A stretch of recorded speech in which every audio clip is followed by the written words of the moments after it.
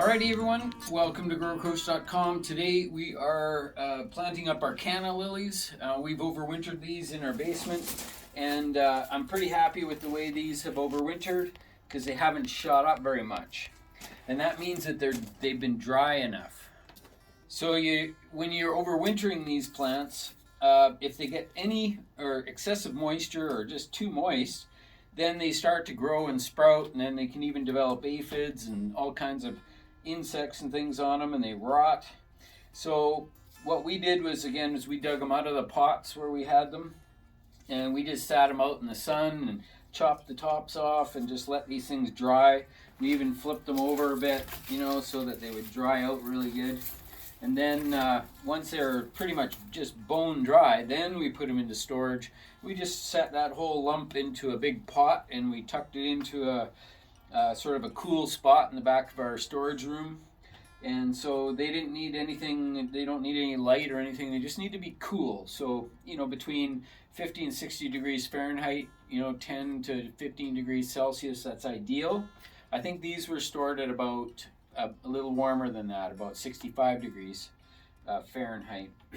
So they're fine and they're perfect. We're now, I think we're on the 20th of March, so first day of spring, so happy spring. And we have some roots here. So basically this is a piece of the root that we've cut off. So these are rhizomes, and the purplish color that you see here, purplish red, is the living part, and there's roots that come out of the base of them. But each piece about this size can easily make a canna in even a 2-gallon pot like I have here. But I'm going to be making these bigger because they're for me, and I don't want to wait forever. I like to have them big right away. And the bigger the better when it comes to cannas. So this is one of the larger upright purple leafed varieties. So what I'm going to do right now is I'm going to cut this into smaller chunks, and we're going to put them in the pots. So I pre-fill my pots about 1/3 full of just, this is leftover old potting soil, and it's got even a little bit of compost in it. So it's filler. I put the filler in the bottom of the pot, and that's, again, it's not critical that be really good, especially for cannas, that sort of thing. They're not really too particular. So that's going to give us a good start.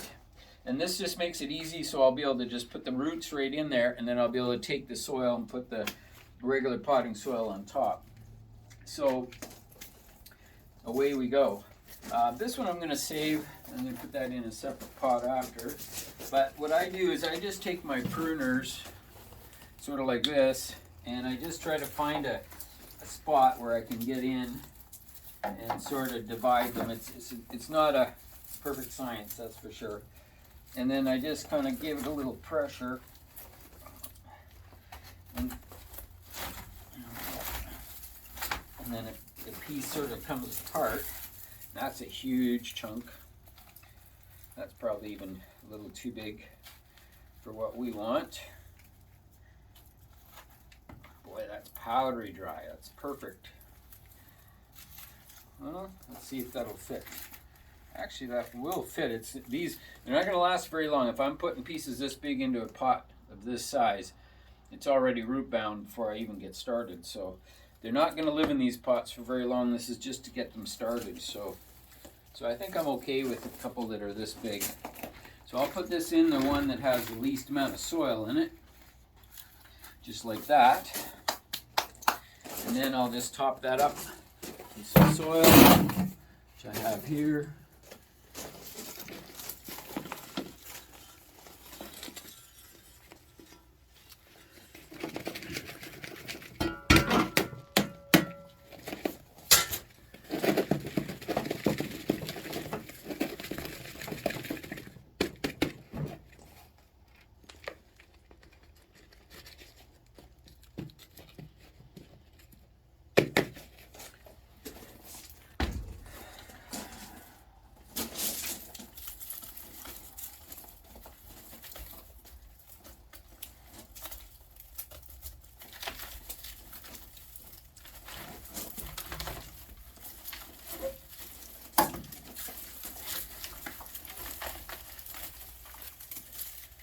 that's about a perfect size for what I want.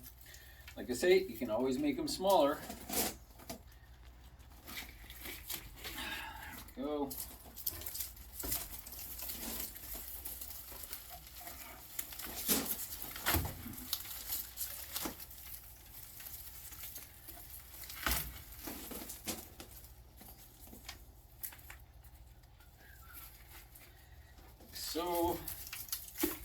So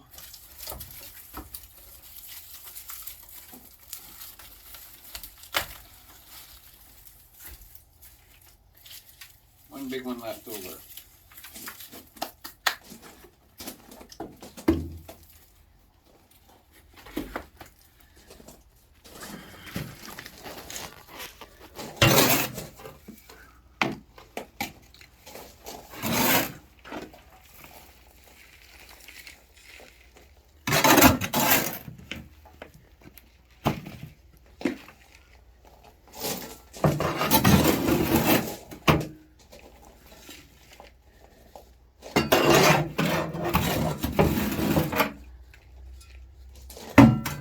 Okay, so I just want to bring these up, just shallow it a little bit so I can just reach inside and grab the root and just shake it a bit.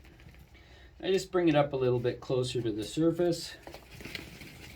And when you shake it, it vibrates the soil around the root, which makes it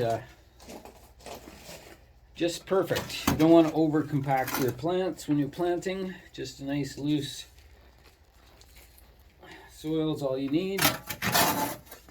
And this actually is all recycled potting soil, because when it comes to cannas, we don't use our best soil on seedlings typically, but not on root divisions.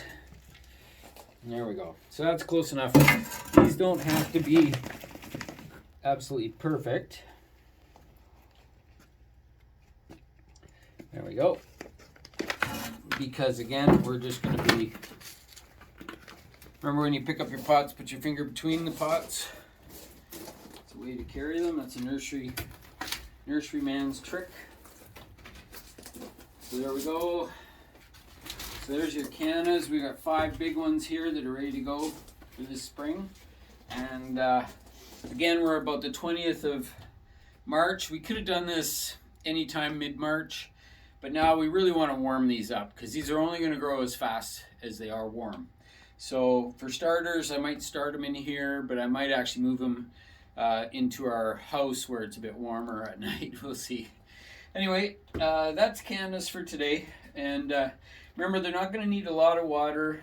They just need to be slightly moist until they start to shoot. And then once they start shooting and producing leaves, then you have to come on with the fertilizer, and the water regime has to tighten up a bit. So again, that's it for today on cannas. We'll see you again soon on GrowerCoach.com.